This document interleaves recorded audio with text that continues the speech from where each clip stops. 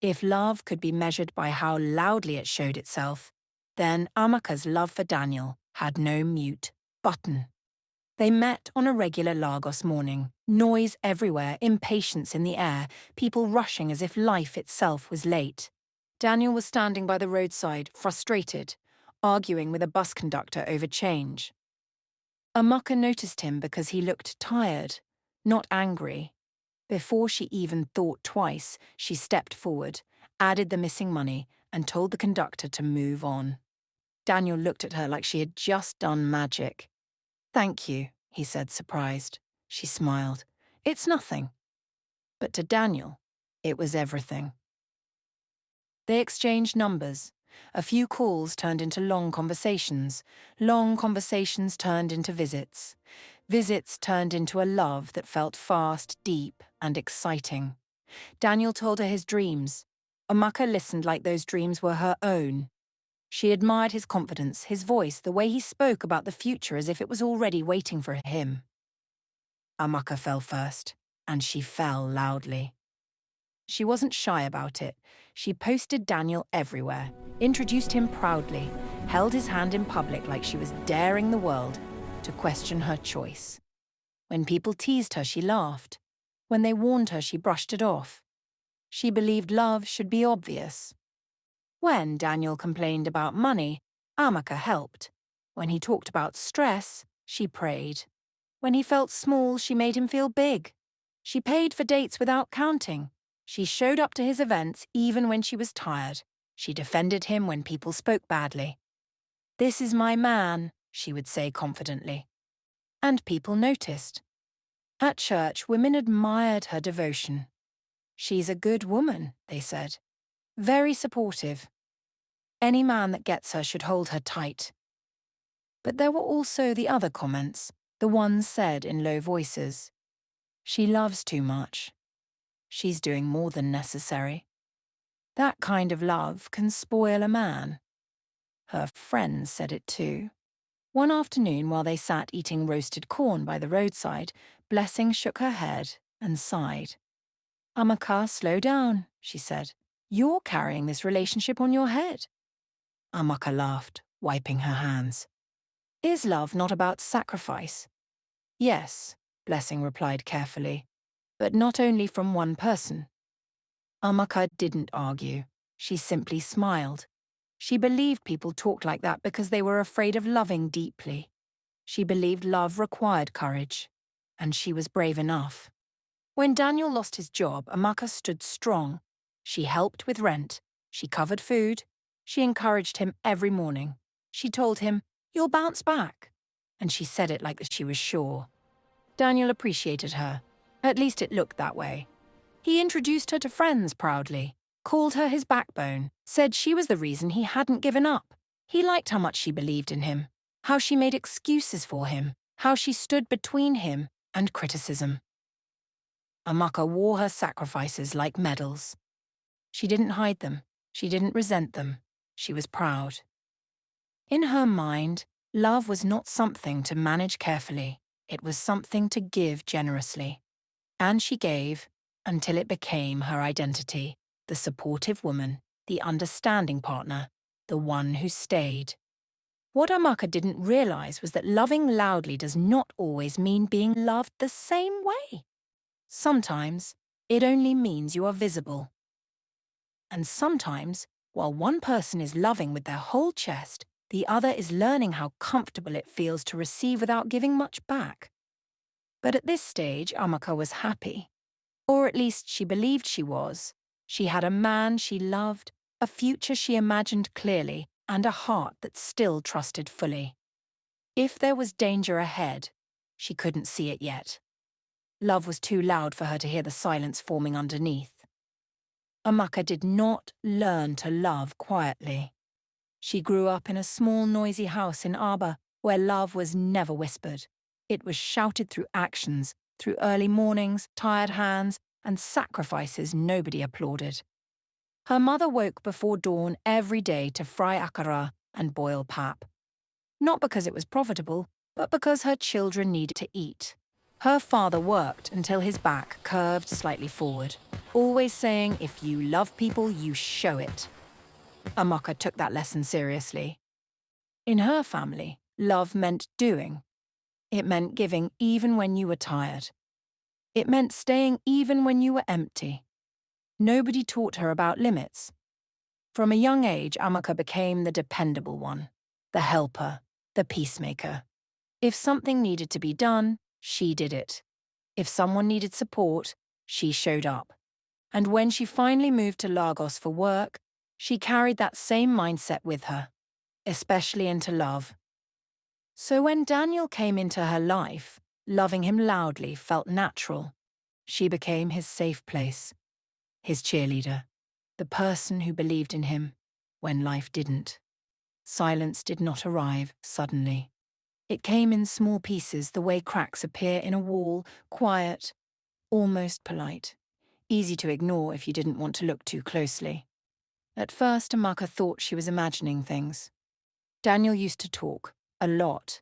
He would come home and tell her everything, office drama, small victories, stupid jokes. Even when he was tired, he still talked. His voice filled the room. His presence felt warm. Then one day, he stopped. Not completely, just enough to feel strange. He started coming home and answering questions with short replies. Fine. It was okay. I'm tired. Conversations ended before they truly began. When Amaka tried to keep talking, Daniel would nod absent-mindedly, his eyes already drifting toward his phone. The phone became constant. He held it everywhere, bathroom, kitchen, bed, face down on the table. If Amaka glanced at it, he turned it slightly, casually, like it meant nothing. When a message came in, he smiled quickly and wiped it off his face before she could ask anything. Amaka noticed. Of course she did. But she explained it away. Everyone gets busy, she told herself. Work stress changes people. She didn't want to be the suspicious woman. She didn't want to nag. Love trusted. Late nights started next. Daniel began coming home later than usual. Work, he said. New responsibilities. Sometimes he didn't even call until it was already dark. Amaka would wait with food growing cold on the table, telling herself a supportive woman didn't complain. When he finally arrived, tired and distracted, she welcomed him with care. She asked if he had eaten, asked if he was okay, asked if there was anything she could do. He answered with silence. And silence can be louder than anger. At night, Daniel turned his back more often. He scrolled endlessly, his screen lighting up the room while Amaka lay beside him, staring at the ceiling. She wanted to ask questions. She wanted reassurance, but she swallowed them all. Don't overthink, she warned herself. Trust him. Love does not interrogate. Friends noticed too. Is everything okay between you? Blessing asked one afternoon. Daniel looks distant these days, what? Amaka smiled quickly. He's just under pressure. Men go through things. Okay, at least he should put a ring on your cute finger to show he's serious, Blessing said. Oh, Blessing, do not worry. He would when things get better, Amaka said. She defended him without thinking. Protecting him felt natural. Questioning him felt wrong. She believed love meant patience. That silence was not danger, just a phase. That trust meant staying calm even when things felt off. What Amaka didn't realize was that silence, when ignored, grows comfortable. And once it settles in, it creates space. Space where secrets breathe. Space where love quietly slips away. But at that moment, Amaka held on to trust like a shield, convinced that loving loudly would be enough to bring Daniel back to the man she remembered. The first time she noticed the perfume, she stood still for a moment. Daniel had just returned home, dropping his bag carelessly. As she leaned in to greet him, a strange scent brushed her nose, soft, flowery, unfamiliar. Her smile froze for half a second. You changed your spray, she asked lightly, not wanting her voice to sound suspicious. Daniel didn't even look up. Someone hugged me at work, he said flatly. That was all. Amaka laughed softly, almost embarrassed. "You're overthinking," she scolded herself, "and trust your man." Then there were his moods.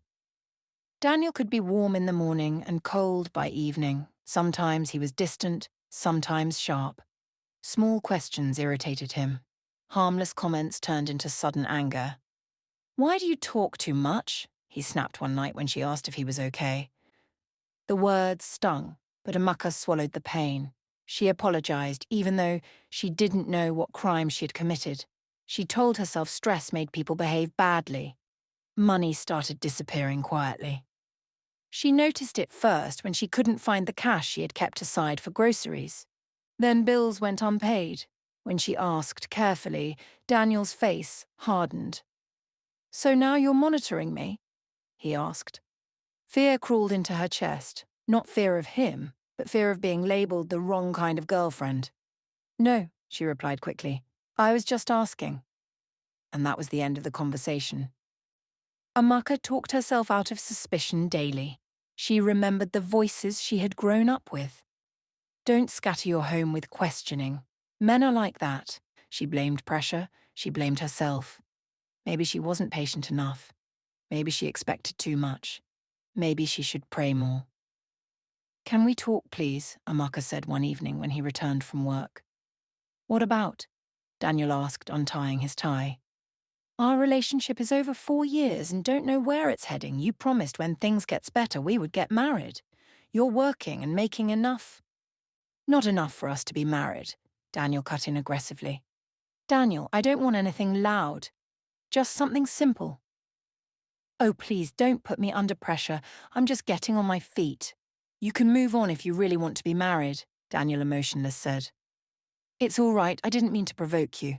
I'm ready whenever you are," Amaka said, trying to make him happy and not to be seen as desperate. Ruth never planned to be that woman that would love another woman's man. It started the way many dangerous things start, quietly, politely, without clear borders. She met Daniel at a small work training in Acacia. They sat beside each other, exchanged casual comments about the long lectures and the heat. Nothing more, nothing memorable.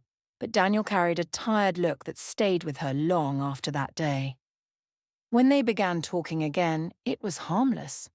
Work talk, life talk, Lagos stress. Daniel was soft-spoken, never loud, never dramatic. He spoke like a man holding too much inside. "I'm in a relationship," he told her early on, almost like a confession. Ruth respected that. She kept her distance. But Daniel kept talking. He spoke about pressure, about feeling unappreciated, about coming home to silence and leaving home already exhausted. He never insulted Amaka. He didn't need to. He described her as strong, capable, independent, almost too strong. "She doesn't really need me," he said once. "Sometimes I feel like a guest in my own home." Ruth listened.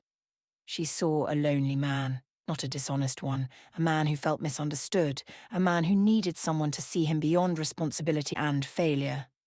She told herself listening wasn't wrong. When Daniel started calling late, she answered, briefly at first. When he texted during arguments at home, she replied gently. Her words were careful, supportive. "Maybe you're doing your best," she said. "Men also get tired," she reminded him. Daniel relaxed around her. With Ruth, he laughed easily, he spoke freely, he didn't snap or go quiet, he stayed present. And that difference mattered. Ruth believed she was helping, that she was giving him peace in a season of confusion. She didn't see herself as replacing anyone. Amaka, in her mind, was a strong woman who had everything under control. What harm can listening do? Ruth asked herself. Daniel never framed it as betrayal. He called it understanding, comfort, escape from pressure. "It's not like that," he told her once when guilt crept into his voice. "I just feel calm when I talk to you." Ruth accepted that explanation because it made her role feel clean, necessary even. She didn't think of the woman at home waiting, sacrificing, trusting. She thought she was saving a man who felt unseen. What Ruth didn't understand yet was this: some men do not look for help because they are broken. They look for it because it allows them to escape accountability. And while Amaka loved loudly and endured quietly, another woman was being taught slowly, gently, to believe that her quiet love was kindness, not betrayal. It was a Sunday afternoon. The house was calm. Daniel was in the bathroom, humming softly, his phone charging beside the bed. Amaka was folding clothes, her movements slow, careful. She wasn't looking for anything. Her heart was still bruised from the night before, but she had decided to let things rest. Then the phone lit up. A message preview flashed briefly on the screen. "I'm sorry about last night. I didn't mean to make you feel ignored." Amaka froze. The words were gentle, familiar. They sounded like something she had once waited to hear from Daniel. Her fingers trembled as she picked up the phone. She hesitated. This was the line she had never crossed: privacy, trust. But the message stared back at her. "Who are you apologizing to?" her heart asked quietly. Before she could talk herself out of it, she unlocked the phone. The conversation opened like a wound. There were no pictures, no explicit words, no obvious sin that could be dismissed as a mistake. What stared back at her was worse. Love notes, careful words, plans written softly into messages. "I miss talking to you. I feel calm when I'm with you. I wish I had met you earlier. I can't wait to make you mine forever. Apologies for silence. Explanations for absence. Good morning messages that were not meant for her. Plans for meetings disguised as work. Plans of forever she had begged for." Amaka sat down slowly, the phone heavy in her hand. Her chest tightened painfully as she scrolled. Each message felt like a theft. Time stolen, emotions redirected, care misplaced. He had been giving someone else the tenderness he denied her at home. Tears filled her eyes, but she did not cry out. Her body went numb. The betrayal was quiet, precise, devastating. She realized something then. If it had been physical, she might have shouted. She might have broken things, but this was emotional, intentional, sustained. He had chosen another woman with his words. When Daniel came out of the bathroom, Amaka was still sitting there. The phone rested on her lap. Her face was calm, but her eyes were empty. Daniel stopped. "What's wrong?" he asked. Amaka looked up at him slowly. "Who is she?" she asked, her voice barely above a whisper. There was no anger in her tone, no accusation. Just truth finally refusing to stay hidden. And in that moment, Daniel knew. This time, there would be no explaining it away. Daniel exhaled slowly, rubbing his palms together. "It's not what you think." Amaka nodded once. "Then explain it." He opened his mouth, closed it, then tried again. Words came out disorganized, half-truths stitched together with excuses. "It just happened," he said. "I was under pressure. I needed someone to talk to." She listened without interrupting. "And the messages?" she asked softly. "The apologies? The plans of forever I begged for?" Daniel avoided her eyes. His silence answered before his mouth did. "It didn't mean anything. It wasn't serious." The words landed hard. Amaka felt the insult hidden inside them. All those words, all that care, all that secrecy, reduced to nothing. "So it meant nothing," she said quietly. "But you apologized to her when you hurt her feelings. You planned time for her. You chose your words carefully with her." Daniel grew defensive, E's voice rising slightly. "You're making it bigger than it is. I never touched her. I still came home to you." There it was. The sentence men used to erase emotional damage. Amaka stayed seated. Her voice didn't rise, but her lips trembled. "Coming home is not the same as being present." "I trusted you," Amaka said. "I defended you when people warned me. I endured quietly. And you looked me in the eyes every day and chose someone else emotionally." Daniel said nothing. No apology, no urgency, no real remorse, just silence and small excuses meant to reduce his guilt. Amaka stood up slowly, Her legs felt weak, but her voice remained steady. "I loved you loudly," she said. "I trusted you completely, and you betrayed me quietly, then told me it meant nothing." She picked up the phone and placed it back on the table. That was when she understood it fully. A man who minimizes betrayal is not confused. He is comfortable. Amaka sat alone that night, the room dark except for the faint glow of the streetlights filtering through the curtains. Silence surrounded her, heavier than ever before. It wasn't a loud betrayal. No shouting, no drama, no shattered objects to mark the occasion. Yet the hurt dug deeper than any storm could have. She thought about how it had happened.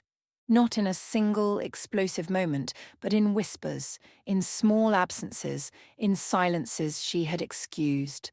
While she was loving loudly, showing up every day with her whole heart, the betrayal had crept in quietly, almost politely, unnoticed until it had rooted itself firmly in her life. Tears slid silently down her cheeks. She grieved not just for Daniel's betrayal, but for the innocence she had carried into the relationship, the version of herself that believed in loud, visible love, that believed in trust, that believed in the fairness of the heart. That woman had been quietly broken, reshaped by deception. She realized then that begging for someone's love was not devotion. It was self-erasure, and she was done erasing herself. Calmly, deliberately, she began packing her things, not out of anger, not in a rush, but with a steady clarity. Each folded shirt, each packed book, each item placed in a bag was a quiet declaration. I matter. I choose myself. When Daniel came home that evening, he paused at the doorway, sensing a change. Amaka did not shout. She did not cry. She simply looked at him with the calm certainty of a woman who had stopped waiting for validation. "I can't keep living like this," she said softly, firmly. "I will not beg for love that was never meant to be mine." Daniel opened his mouth, likely to offer excuses, but she didn't wait. She didn't need apologies. She had learned that words cannot undo what quiet betrayal has done. She had learned that true strength comes not from demanding respect, but from claiming it for yourself. She walked out of the apartment, her steps deliberate, each one lighter than the last. The night air greeted her with a cool freedom she had not felt in years. For the first time in a long while, Amaka felt whole. She had stopped pleading for love. She had chosen herself. And in that quiet choice, she discovered a truth louder than any desperate emotion. Self-respect, once claimed, echoes farther than the love of someone who never truly valued you. Years had passed since Amaka walked away from the life that had once defined her. The pain had faded, leaving scars that were no longer raw, but wise reminders of what she had endured and survived. She was stronger now, tempered by experience, yet softer in her heart, capable of feeling deeply without losing herself. Love came again, quietly, gently. Not the loud, all-consuming love of her past that demanded everything and left her empty, but a love balanced with boundaries, respect, and understanding. She gave fully, yes, but she no longer surrendered her dignity. She listened, cared, and nurtured, but she also held her space and honored her needs. Her laughter returned, softer, richer, unafraid of silence. Her smile held the serenity of someone who had learned that peace is more valuable than attention, that calm devotion carries more strength than desperate passion. On a quiet evening, she stood on her balcony, watching the sun melt into the Lagos skyline. The city hummed around her, alive and chaotic. Yet inside, she felt still and centered. She breathed in deeply, letting the weight of the past settle into a distant memory. Amaka understood now that love does not need to be loud to be real.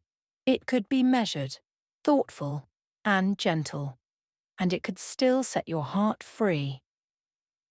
She had survived betrayal, healed, and chosen herself. And in that choice, she had found a love that was sustainable, nourishing, and honest. For Amaka, life had become a reflection of quiet strength. She loved differently now, and in that difference, she had discovered hope, peace, and the freedom to be wholly herself.